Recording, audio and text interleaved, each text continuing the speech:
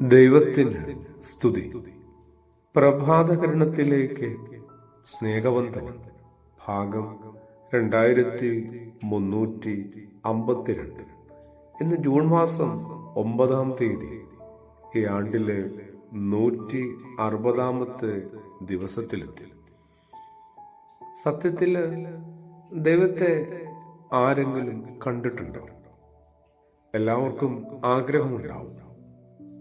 ചിലരെങ്കിലും അന്വേഷിക്കുന്നുണ്ടാവും, പരിശ്രമിക്കുന്നുണ്ടാവും, അതിനുവേണ്ടി കാര്യമായിട്ട് എന്തെങ്കിലുമൊക്കെ ഇൻവെസ്റ്റ് ചെയ്യുന്നുണ്ടാവും. സ്വന്തം ജീവനും ജീവിതവും ഉൾപ്പെടെ പലതും.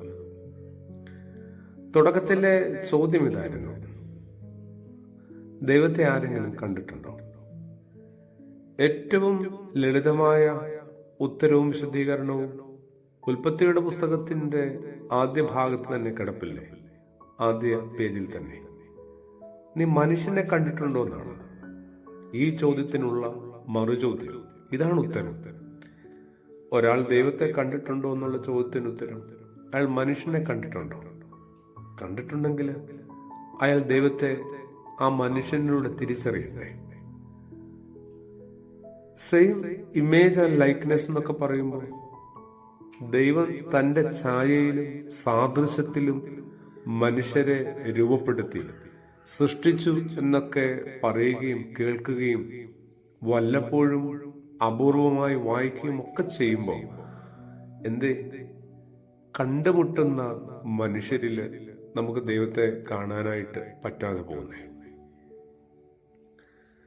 അത് വലിയൊരു പോരായ്മയല്ലേ? യേശു ഇങ്ങനെ പറയുന്നുണ്ട്: എന്റെ പിതാവിന്റെ വാസസ്ഥലത്ത് ഞാൻ നിങ്ങളെയും കൊണ്ടാക്കും. അവിടെ എല്ലാവർക്കും വസിക്കാനായിട്ട് സമൃദ്ധമായ ഇടമുണ്ടെന്നൊക്കെ.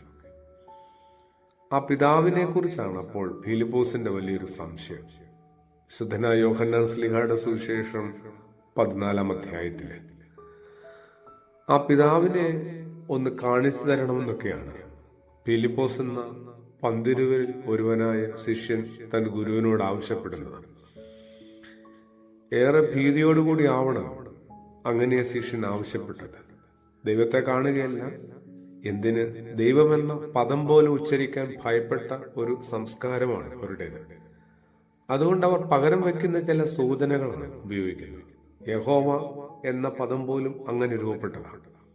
ദൈവത്തെ കണ്ടവർ മരിക്കുമെന്ന് അവർ വിചാരിച്ചു. അതിൽ കുറച്ച് ശരിയുണ്ട്. വേറൊന്നുമല്ല, ഒരു ദൈവ ദർശനം കിട്ടിയ ഏതൊരാളെയും ഒന്ന് നിരീക്ഷിച്ചേ. പെട്ടെന്നൊരു ദിവസം അയാൾ പലതിനോടും മരിച്ച ഒരാളെ പോലെ അനുഭവപ്പെടുന്നുണ്ട്. പറഞ്ഞു വരുന്നത്, ഒരു ദൈവാനുഭവത്തിനായിട്ട് ആഗ്രഹിക്കുക. ആ പിതാവിനെ ഞങ്ങൾക്കൊന്ന് കാണിച്ചു തരണമെന്ന് ഫിലിപ്പോസിനെ പോലെ നമ്മളും ഒന്ന് ആഗ്രഹിക്കുക, ആ ദൈവത്തെ ഒന്ന് കണ്ടെത്താനായിട്ട്. എന്നിട്ടോ അതിന് കൃത്യമായ ഒരു ഉപദേശവും പരിഹാരവും വഴിയും വേദത്തിൽ തന്നെയുണ്ട്.